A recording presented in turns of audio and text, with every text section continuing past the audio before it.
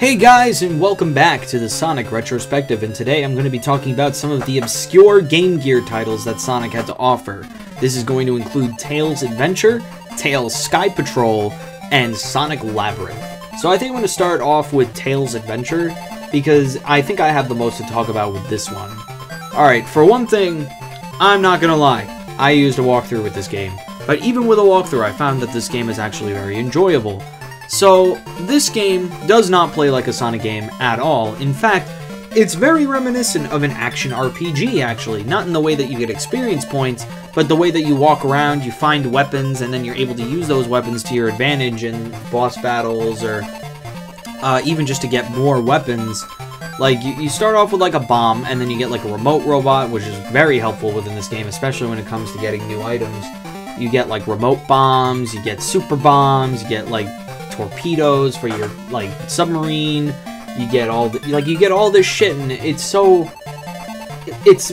like, as a Game Gear game, this game is very vast. Like, it's such a big game for a Game Gear title, you know? Like, I feel like this is the first game that like the Game Gear had, or at least when it came to the Sonic series, where they didn't expect you to beat it in one sitting, especially since there is a save function in this game.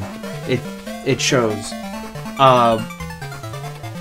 So it's really cool that Sega kind of went for this approach, and especially with Tails, you know, I think the reason that they used Tails was to show, hey, this is going to be kind of like it's a spin-off game, but the reason we didn't make Sonic the main character is because it's not a Sonic. It's not like a Sonic game. It's different.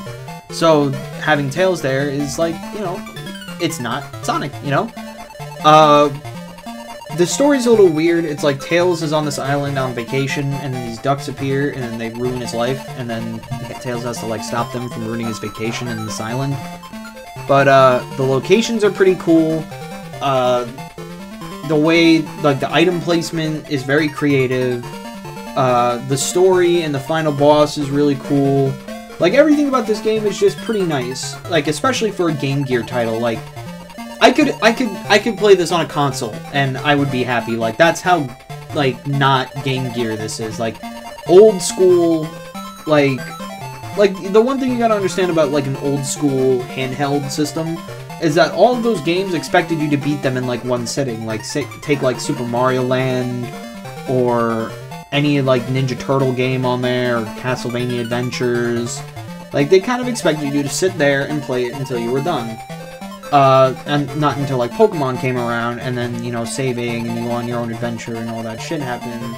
And it was, like, this whole big game with all these complicated stats and stuff.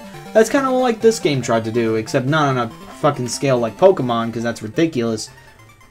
But this game tried to be bigger than the Game Gear, you know, which is something that I can appreciate. So, I'm gonna move on to Tails Skypatrol now.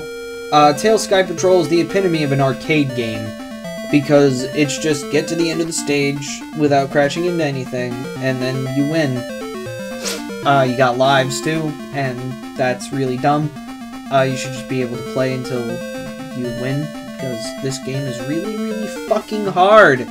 Like, this game is just the epitome of ridiculous sometimes, especially with what it wants you to do. Like, during the later stages, it expects you to, like, do these weights and then time them correctly so that you let go at the right time so that you can fly in this chasm that's, like, the size of you, and then you have to, like, go on this balloon, float up, and like, hold back so you don't fly forward into the wall, and, like, there's all these, like, complicated things, and, like, sometimes you go on these poles and they just, like, fly you directly into a brick wall, and then you cry for days because you lost, and then that was your last life, so now you have to start at the beginning of the game again. I mean, I know there's only, like, 4 or 5 stages in this game, but still, it's, like, it's really hard. And at first, like, when I played this game when I was little on the Sonic Adventure DX collection, it was so, like, I didn't even know what the fuck I was supposed to be doing, you know? The bosses don't make sense either. Like, sometimes I can grab them, sometimes I can't, and I don't understand. Like, I don't understand what they were trying to do. I mean, I get that it's kind of like an arcade experience, and it's the kind of game where it's like, alright, I'm gonna pick it up, I'm gonna try to get as far as I can in this game, and then put it down when I'm, like, beat, you know? But, I don't know. As, like, a Sonic spin-off, it kind of fails, because it's not really that fun.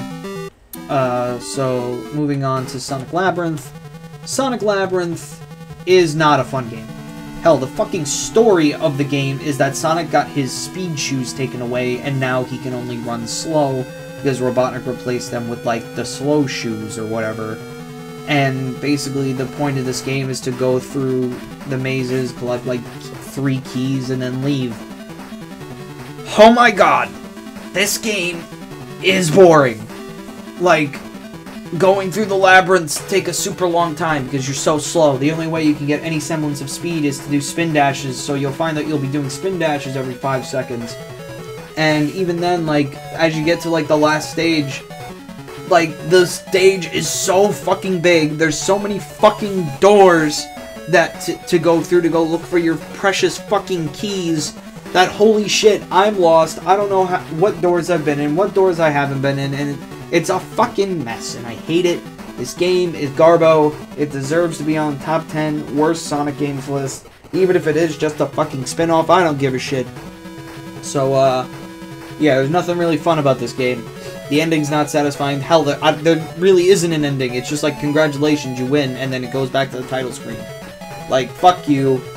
Fuck Sonic Labyrinth. Play Tails Adventure. That's the lesson that you should be, taken away from this video, kids. So, that's enough for today, and I'll be back tomorrow with Sonic Battle for the GBA. See you there.